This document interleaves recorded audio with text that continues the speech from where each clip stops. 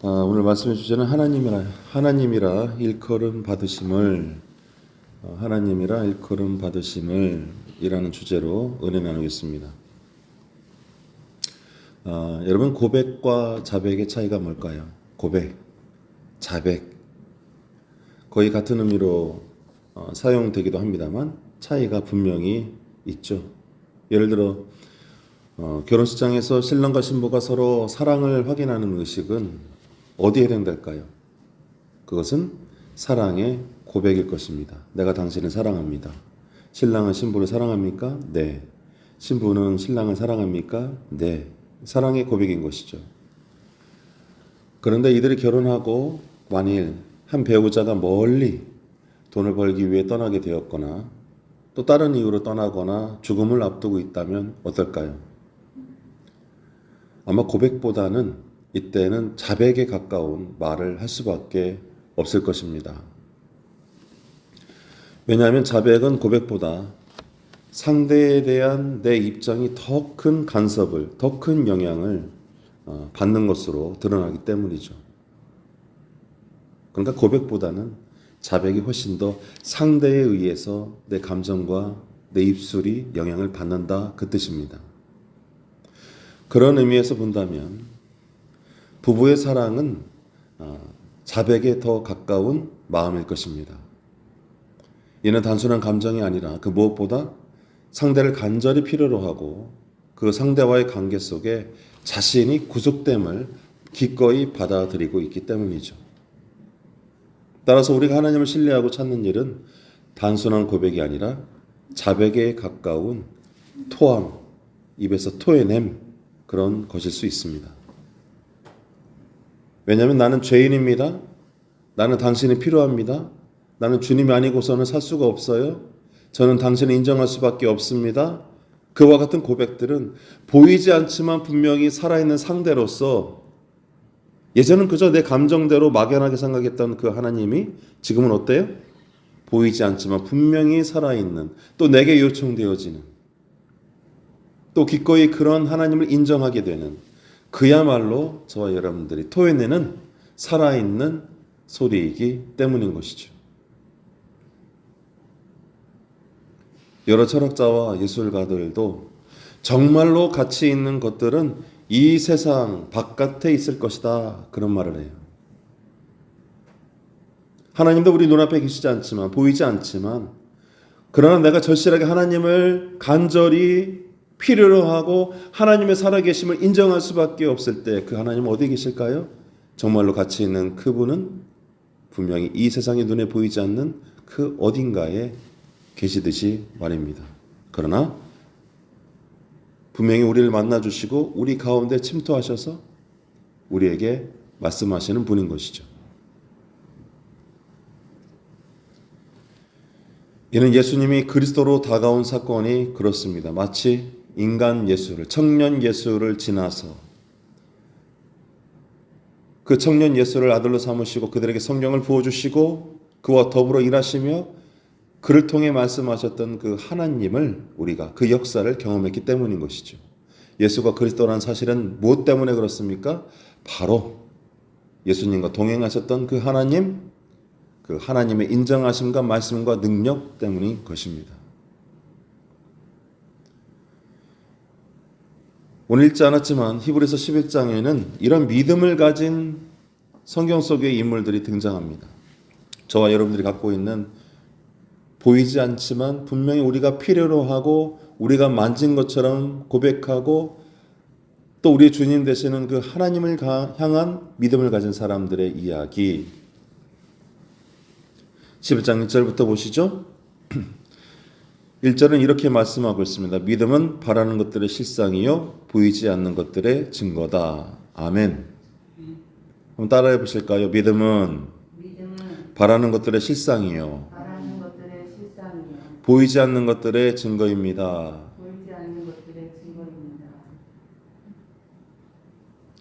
보이지 않는다는 것을 다른 말로 바꾸면 아마 말할 수 없는 것들이라고 바꿀 수 있을 거예요. 보이지 않는 것들, 말할 수 없는 것들, 보이지 않으니 말할 수 없죠. 말할 수 없으니 볼 수도 없고 그러니까 여기서 말할 수 없는 것이란, 보이지 않는다는 것이란 이 세상에 속하지 않는 것으로 이해할 수가 있는 것입니다. 그리고 성경은 이 말할 수 없는 것들의 증거가 어디에 있어요? 믿음에 있다고 기록하고 있는 것이죠. 보이지 않는 것들의 증거가 뭐라고요? 믿음이에요. 할렐루야. 말할 수 없는 것들의 증거가 뭐라고요? 믿음이에요. 이 믿음은 여러분의 하나님을 향한 관계에서 촉발되는 거예요. 11장 4절은 아담과 하와의 자녀인 아벨의 이야기가 나옵니다. 아벨이 누굽니까? 형 가인에게 죽임을 당한 동생이죠. 그는 더 나은 제사로 하나님께 제사를 드렸다고 기록하고 있습니다. 또 하나님은 그를 의롭다고 하셨습니다. 그리고 우리는 창세기 15장에서 아브라함을 의롭게 여기심이 바로 그의 믿음 때문이라고 성경이 기록하고 있음을 기억하죠. 그러므로 아벨이 하나님께 드린 제사는 온전한 믿음의 제사임을 알 수가 있는 거예요. 가인이 드린 제사와는 달리 그가 자기가 가진 것으로 이 세상에 속한 것으로 하나님께 나아간 것과 달리 아벨은 이 세상 바깥의 것, 보이지 않는 것, 말할 수 없는 것, 그 믿음으로 온전한 믿음의 제사를 드린 것으로 볼 수 있는 것입니다. 그야말로 말할 수 없는 것으로 하나님께 나아간 제사인 것이죠. 그런데 이 말할 수 없는 것을 대상으로 삼아 경험한다는 것이 간단하지 않습니다. 지금 목사님이 도대체 무슨 얘기를 하는 걸까? 믿음도 어려운데 보이지 않는 것, 말할 수 없는 것, 이 세상 바깥의 이야기들, 이 세상 너머의 것들, 도대체 무슨 얘기를 하시는 걸까? 왜냐하면 우리는 그와 같은 것들을 경험하기가 어렵기 때문이죠. 우리가 하나님 앞에 나와 신앙생활을 한다고 해도 그러한 하나님을 직접 만나고 경험하는 일은 쉽지가 않습니다. 왜냐하면 이와 같은 경험들은 분명히 하나님을 만나야만, 하나님을 간절히 필요로 한다는 자백을 통해서만이 우리에게 나타날 수 있기 때문이죠. 여러분들은 하나님을 간절히 필요로 하신 적이 있습니까? 어렵고 도저히 나로서 이해 안 되는 상황 속에서 비로소 요청되어지고 비로소 고백될 수밖에 없는 그 하나님, 그 전에 감정에 따라서 믿을 수도 있고 안 믿을 수 있고 그런 문제가 아니라 오로지 그분 안에서 그분의 은혜로 살아갈 수밖에 없는 자기 자신, 바로 그런 하나님을 만난 사람의 이야기인 것이죠.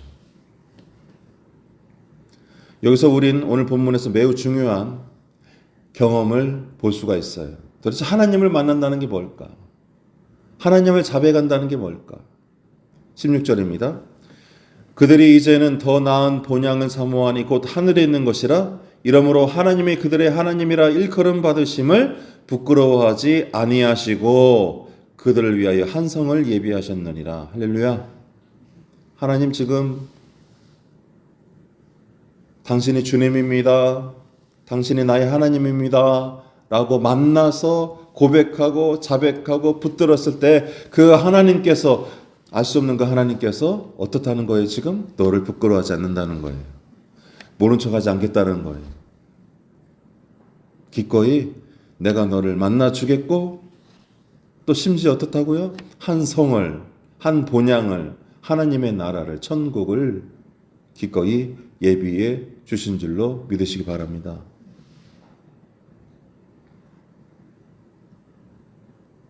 이 말씀에서 우리는 하나님께서 예비하신 이 한 성이라는 장소, 또 본향이라는 장소에 대한 오랜 세월의 교회의 믿음이 있어 왔죠. 바로 뭡니까? 그때는 망원경이 없었으니까 저 하늘 너머에 그 나라가 있을 것이다. 고대인들에겐 이 세상 밖은 바로 저 하늘 밖이었습니다. 그런데 코페르니쿠스의 망원경이 발명되고 그 망원경으로 우주와 하늘을 아무리 들여다봐도 혹시 달 뒤에 있을까? 비행사가 가도 거기에는 천국이 보이지 않았어요. 또 인간이 그동안 전부라고 여겼던 이 지구도 고작 태양 주위를 도는 작은 별에 불과했던 것입니다. 태양계가 있는 이 작은 은하만 하더라도 수천억 개가 있다고 그래요. 이런 태양계 또한 수천억 개가 있고 그것이 모인 은하가 또 수천억 개가 모인 곳이 바로 이 우주인 것이죠. 그러자 인간들은 이 재고를, 이 세상을 작게 여기기 시작하고 자신의 감정과 자신의 생각과 자신의 주관을 오히려 더 크게 여기기 시작했습니다. 아니, 망원경을 봐도 하나님이 보이지 않아. 천국이 보이지 않아. 야, 가만히 보니까 이것들은 전부 다 신화에 불과하고 알고 보니까 인간이야말로 모든 만물을 다스리는 기준이자 정말로 신적인 존재이구나. 그렇게 사람들이 변해갔던 것이죠. 이때 교회도 하나님의 나라에 대해 고민하기 시작합니다. 과연 하나님의 나라가 있기는 한 것일까? 아니면 정말 신화적인 표현에 불과한 것일까? 그러나 하나님의 나라는 분명히 우리와는 차원이 다른 내용을 갖고 있음을 알 수가 있습니다. 그럼 어떤 것일까? 우선 예수님은 이미 그 나라가 왔다라고 말씀하셨어요. 그래서 현대의 성도들은 하나님의 나라가 이미 여기와 아직 저기 사이에 있다고 믿습니다. 또 어떤 사람은 하나님의 영이 임한 그곳이 하나님의 나라라고 주장하고 있어요. 물론 이 중에서 가장 중요한 핵심은 하나님의 계신 곳이 하나님의 나라라는 것입니다.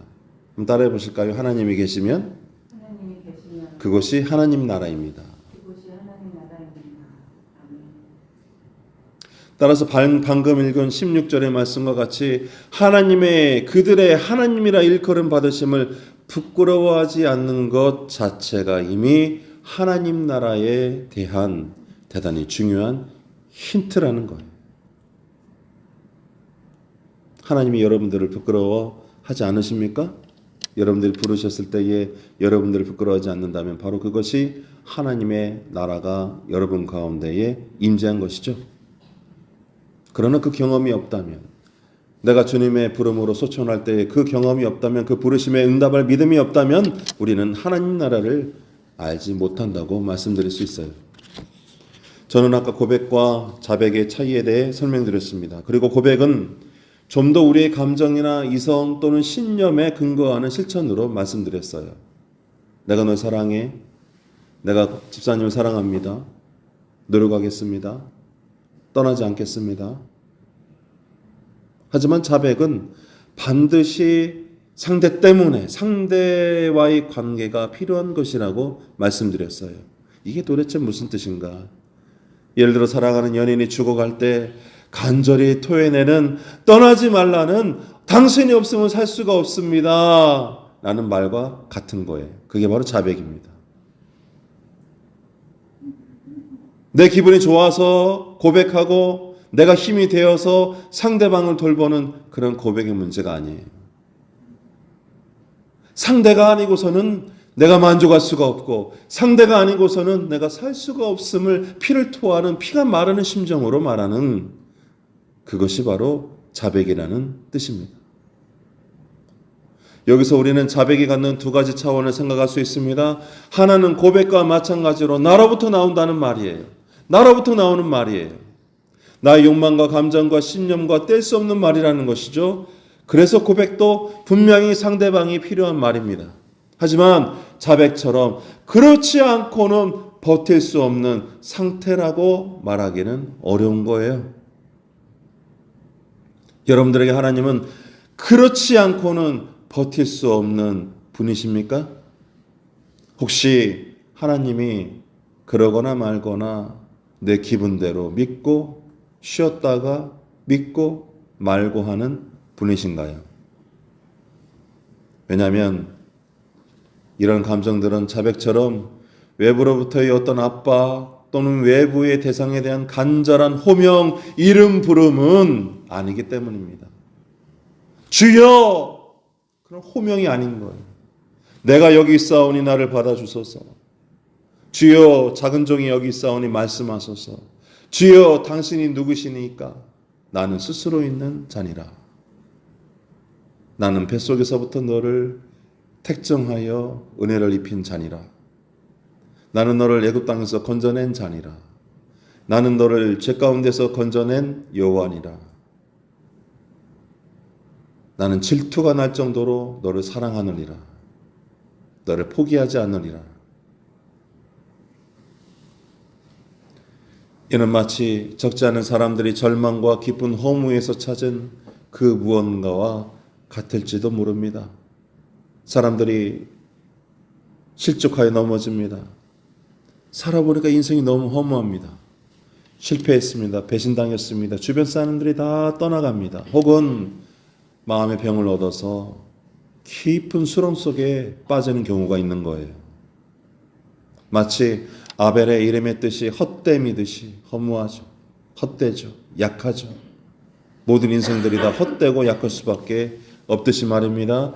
또 아브라함과 사라가 자녀를 도저히 가질 수 없는 생리적 한계로 인해 미래의 끝에 내몰렸던 것처럼 마지막으로 에녹이 죽음을 보지 않고 옮겨졌다는 절대 불가능함까지도 모두 믿음의 양면처럼 어씀, 허무, 무 이런 것들이 작동하고 있음을 볼 수 있어요.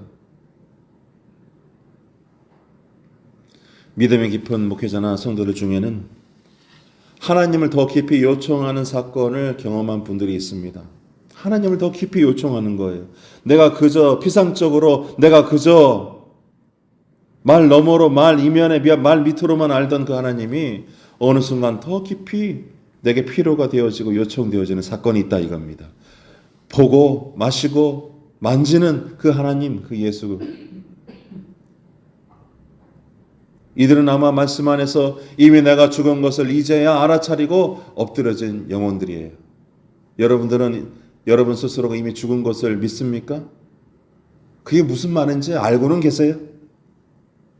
이미 내가 죽었구나. 그래서 나는 생명이 필요하구나.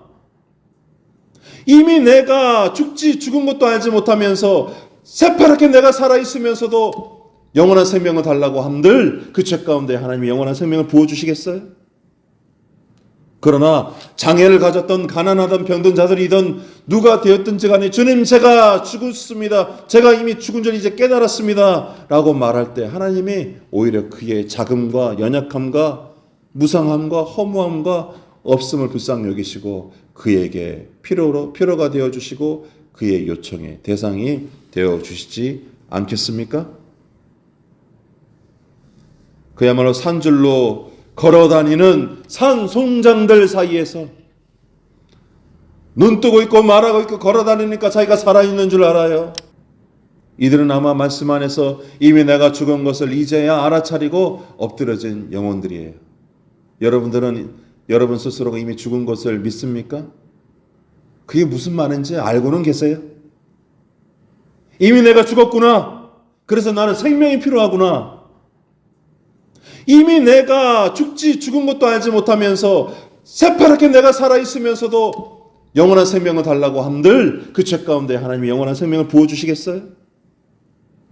그러나 장애를 가졌던 가난하던 병든 자들이든 누가 되었든지 간에 주님 제가 죽었습니다. 제가 이미 죽은 줄 이제 깨달았습니다. 라고 말할 때 하나님이 오히려 그의 자금과 연약함과 무상함과 허무함과 없음을 불쌍히 여기시고 그에게 필요가 되어주시고 그의 요청의 대상이 되어주시지 않겠습니까?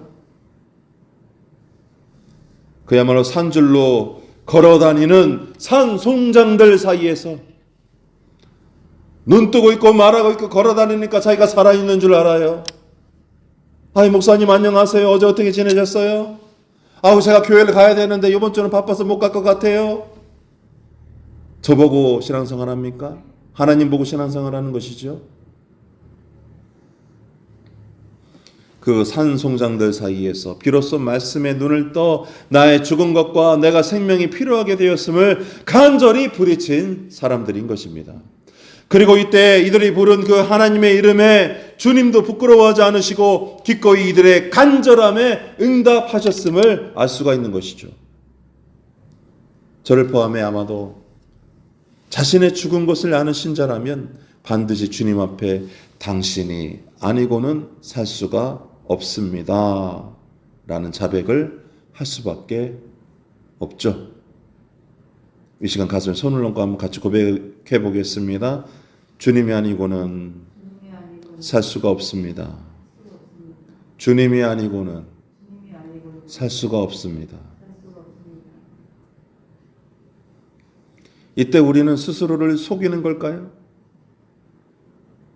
그저 내 감정에 휩싸여서 있지도 않은 하나님 만들어서 의지하면서 그저 내 감정을 스스로 속이는 걸까요? 만일 속인다면 그것은 하나님도 부끄러워하셨을 거예요. 네가 네 스스로를 속이는구나. 허망한 것에 부르짖고 있구나. 그렇게 부끄러워하지 않겠습니까? 그러나 오늘 16절에서 주님은 자기를 찾는 말씀 안에서 자신을 찾는 백성들을 향해 이렇게 말씀하시죠. 나는 너희를 부끄러워하지 아니하였노라. 아멘.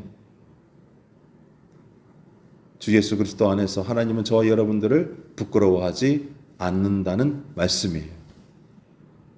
여러분들이 가장 연약하고 죽음을 앞뒀을 그때에 여러분들의 주 예수 그리스도 이름과 하나님을 간절히 찾을 때에 하나님은 여러분들을 부끄러워하지 않고 한 성, 한 본향, 한 도성을 그 천국을 예비해 주신다는 말씀입니다.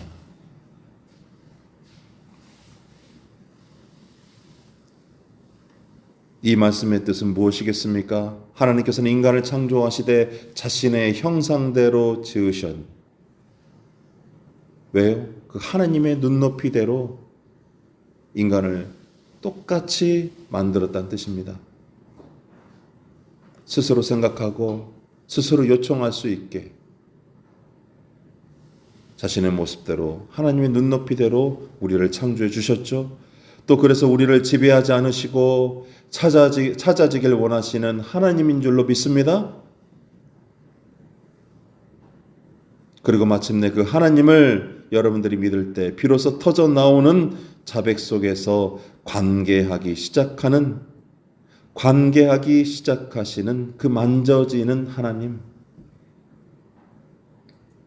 그 하나님의 역사가 믿음 안에서 나타나게 될 것이라는 말씀이 바로 16절의 말씀인 것이죠. 사랑하는 성도 여러분, 믿음의 도성 천국은 하나님이 계신 곳입니다. 이 나라는 이 세상의 사건, 경계, 장소 바깥에 말할 수 없는 가치와 영광으로 우리와 함께 할 것입니다. 이 나라는 저와 여러분의 속사람을 새롭게 할 것이며 우리의 겉사람으로도 그 나라를 찾도록 할 것입니다. 그러므로 하나님이라 일컬음 받으심을 부끄럽게 여기지 않으셨다는 주님의 말씀을 진지하게 생각해 보시기를 부탁드립니다. 여러분들이 불렀을 때에 나는 널 도무지 알지 못하노니 나는 너를 부끄럽게 생각하노라. 그와 같은 것이 아니라 나는 너를 부끄러워하지 아니하노니 내 자식아 잘 왔노라. 내가 너를 아노라. 그와 같은 음성을 경험할 수 있어야 되겠죠. 노년의 때에 또는 죽음을 앞둔 영혼이 또는 자신의 없음과 죽었음을 깨닫고 찾게 될 그 이름이 하나님이기를, 또 그 부름을 주님께서 부끄러워하지 않으시고 받아주시기를 주님의 이름으로 축원합니다.